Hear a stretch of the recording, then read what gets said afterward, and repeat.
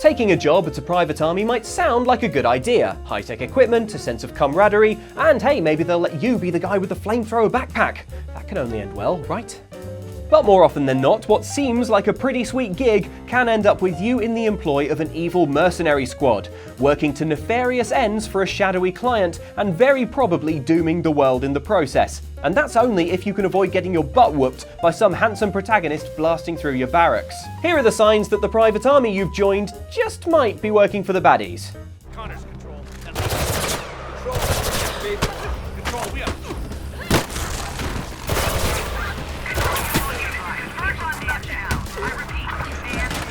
Your first day of work usually consists of 3 things: meeting your co-workers, learning where the loos are, and getting your uniform.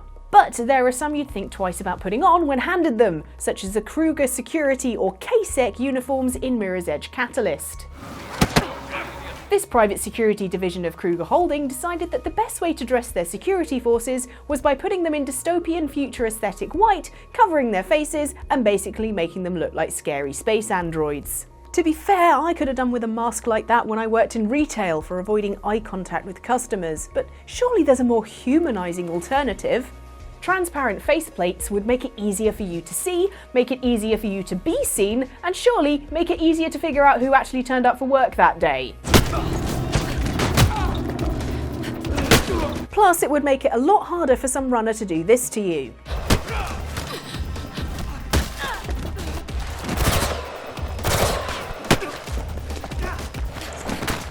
Yeah, Faith, I'd like to see you try and do that when you can see the fear in their eyes.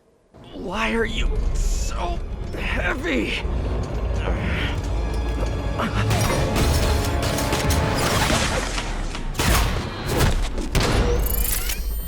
Bosses are easiest to deal with when they behave predictably, not suddenly changing deadlines for instance, or cancelling meetings, or jumping headfirst out of a helicopter.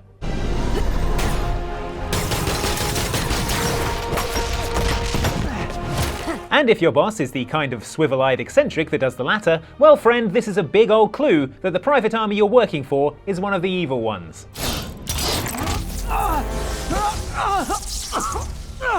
One like Sable International, for instance, the private mercenary force run by terrifying acrobat princess Silver Sable, and hired by New York Mayor Norman Osborn to keep the city safe.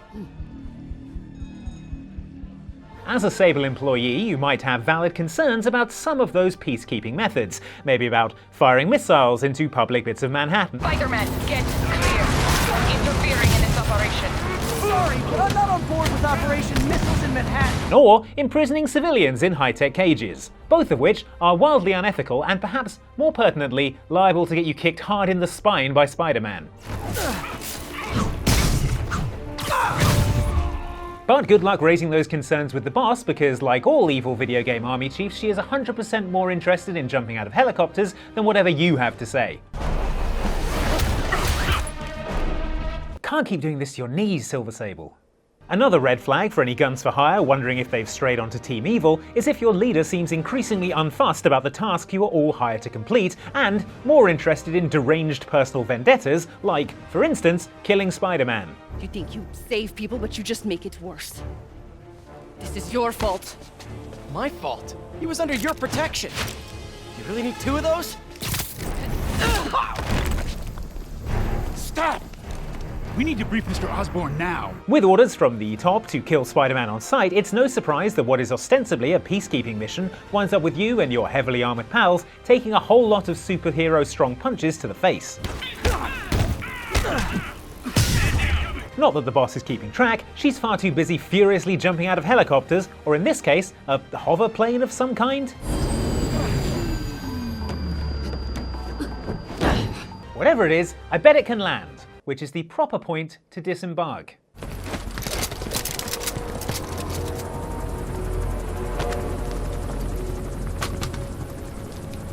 You hope hatred might someday replace the pain, but it never goes away. It makes a man hideous, inside and out. Wouldn't you agree? Branding is really important, as I learned from my failed pizza parlour, nothing but poison. What? It was an acronym. Pepperoni, olives, Italian sausage. You know what? It doesn't matter now. But it's worth considering how your organisation presents itself to the world. For instance, if it's named after Cerberus, the mythical hell dog that stops the dead from leaving the underworld, it might be a sign that your organisation has some diabolical leanings. And if your boss is called the Elusive Man, well, that's probably a clue he's not what you'd call a straight shooter. Elusive Man. I thought we'd be meeting face to face. Also, the Elusive Man, not a standard name for a manager, is all we're saying. Keith is more normal, or Kristen. Furthermore, members of the Black Hand mercenary army from the Just Cause series should have clocked that they're the bad guys when they saw their logo was a skull. And there's really no excuse for those in the employ of Skullface from the Metal Gear games. This pirate crackdown's a go! Move! Skullface there, a pretty big clue you're not on the side of the goodies. Even if the actual logo of his XOF forces, which is just a flipped version of the Fox team's branding, isn't so much bad as just lazy. Come on, Skullface, you can't just take your main rival's name and reverse it. That's why Pepsi isn't called a locker cock. Well, it's one of the reasons. Hey, down here!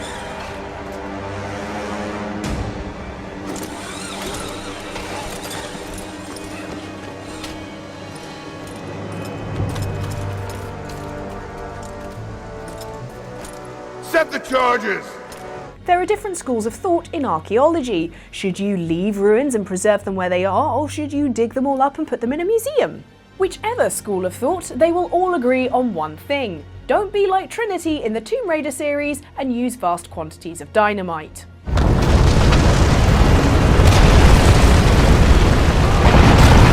It's as if a million archaeology professors all cried out in terror and were suddenly silenced, because there's no talking in the library. See, private military organisation Trinity, also known as the Order of Trinity, is a religious cabal who seek to restore humanity to some kind of biblical paradise by seeking out supernatural relics, as you do. In order to get to these mystical MacGuffins, they often have to explore ancient tombs to uncover them. In their rush to get to their goal, however, partly out of a weird self-righteousness and partly because they always have Lara Croft snapping at their heels, they don't stop to take the time to carefully excavate. Instead, they order their soldiers to blast, bash and hack their way through. She's there by the mirror! Open fire! So if you're in beautiful ancient ruins and instead of a little brush you're handed a stick of dynamite, you've probably not joined the good guys. Get clear! My academic sketches! I didn't get to finish drawing the crenellations. You go where the money leads you. That's cold. It gets colder. I'm gonna take a leak while you educate our young recruit here. So what happened next? Perhaps you're noticing a lot of employee turnover in the old mercenary job. Never the same faces at the office Christmas party? Maybe this is the time to ask yourself, is it because a roguish, good-looking scoundrel is single-handedly killing all your colleagues? If their cheekbones are Nathan Drake level or higher, you might be the baddie, sorry. We suspect if the members of Shoreline, the army for hire encountered in Uncharted 4, had run this simple equation, many of them would have quit before the point where Nathan Drake could snap their evil-doing necks, regardless of how well they were being paid, to help uncover the lost pirate city of Libertalia. Because one of the clearest signs that you're sailing foul of the moral compass is when a handsome underdog, often one with no military experience and armed only with a particularly sharp haircut, is able to cut through your ranks like butter time and time again. Yeah, when you're the baddie in a game featuring Nathan Drake, who has more confirmed murders to his name than any serial killer in history, it might be time to take a good long hard look at yourself. Heads up, my boys. It's that time again. Sure is better than coffee and a slap in the face. I am so ready to liberate some natives. Hell yeah!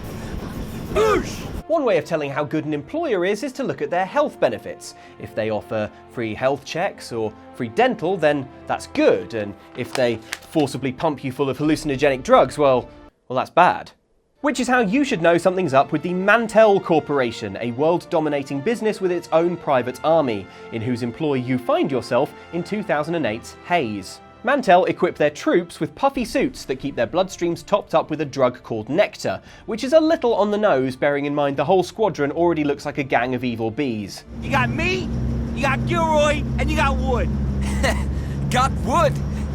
Corporal Wood, sir. I've heard all the jokes. This reality warping superdrug has many benefits. For instance, soldiers buzzed on nectar can move faster and aim further, making them utterly lethal in the battlefield. It also transforms an otherwise grim combat zone into a colourful, blissed-out paradise, where enemies appear as glittering points of light, and bodies fade from view once slain, to spare you from looking at anything sad like a dead body. But incredibly, there are downsides to pumping soldiers full of nectar. I mean, asides making the entire war feel like one awful unending stag weekend. A toast to freeing some hearts and minds. To freeing this country that the Lord forgot about. While he's away, let's go do his housekeeping. To hearts and minds! Hell yeah! To hearts and brains! Boom! We're coming! Please don't be on my train, please don't be on my train. Ah, they're in my train. Indeed, the list of potentially harmful side effects would make a TV commercial for Nectar run to half an hour just in disclaimers. For instance, overdosing on the stuff can render a trooper incapable of telling friend from foe and leave them unable to stop firing their weapon. Yikes. The fact that the Mantel Corporation considers this an acceptable side effect tells you everything you need to know about its moral alignment, and that's even before you've got a nectar-free glimpse of the atrocities your pals carry out while high as kites. And this is why air support rules! Booyah! Yep. Imagine being here when the bombs came down. I bet they in their pants. Yeah, right before them and their pants got blown to pieces, man. Just proves there's never a reason to rely on addictive substances in the workplace. Place. Sorry, James, let's go again. Where the f*** is my latte? Come on! The Accord, ratified in early 2012, ushered in the era of the private military companies, which reached its peak during the South American War earlier this year, and culminated in the brief but devastating conflict between Artemis Global Security and the United States. You know you're a goodie when you're named after the bravest of birds, the hawk. And to start with, in Tom Clancy's Hawks, everything is good, but upon the closure of your US military team, you end up at private military army Artemis, working in their airborne operations squad, Reaper Flight. Reaper Flight? Sounds a bit suspect. Did they not hear all the stuff we said about Skullface? Aside from the squad name, Artemis initially seems like a pretty good company to work for. They only work to defend their clients from attack and are in compliance with the Reykjavik Accords Charter, meaning that they cannot initialize conflict themselves, but instead must be contracted by a sovereign state. I mean, that's just off the top of my head. However, after the US military intervenes in one of their missions and Artemis sees its profits fall, it decides to launch a sneak attack on the US. Artemis aids the US in one mission only to switch sides faster than the little ball in Pong, as soon as antagonist faction Laz Trinidad offers them more cash. Unidentified vessels, this is the USS James Lawrence. You are interfering with a US Navy combat operation. Identify yourself and state your intentions immediately. Commander Bowden, this is Artemis Task Force 7. You are the interfering party, not us. Your fleet is ordered to withdraw from these waters at once, or face the consequences. That's probably the point at which you would go back to the US military and fight for them, just as Reaper Flight did. But weirdly, a lot of their other staff did not make the change. Not even when CEO Adrian de Winter sent a threatening, bomb-filled ultimatum to the President of the United States. Mr. President, we offered you the chance to put an end to this crisis, but you refused to listen. Now I'm afraid I must insist.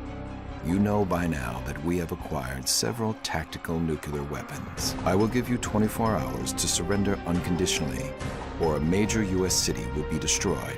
Yeah, that's usually not a good sign. And it's probably why at the end of the game, after a lot of back and forth, Hawk's squadron destroy Artemis's base with De Winter in it. Citadel confirms that De Winter's hideout has been destroyed. No survivors detected. The bastard got off easy as far as I'm concerned. De Winter and his cronies had a lot to answer for. At least we made damn sure he won't trouble the world ever again. Artemis were all about chasing profits, but good luck chasing your redundancy pay. Mission accomplished, Crenshaw. Time to head for home. So those are the signs that the evil video game army you've joined is indeed one of the evil ones. Sorry about that. Can you think of any other little telltale signs that you're on the side of the baddies? If so, let us know in the comments, and if you enjoyed this, then why not check out one of these other videos? This one up here is all about prisons that held you for about 5 minutes, super easy to escape, and this one down here from our sister channel Outside Xbox, it's all about little details in games that are super satisfying, and if you enjoyed this, then why not subscribe? Yep, we got it. Okay, we out, James? Great. Latte!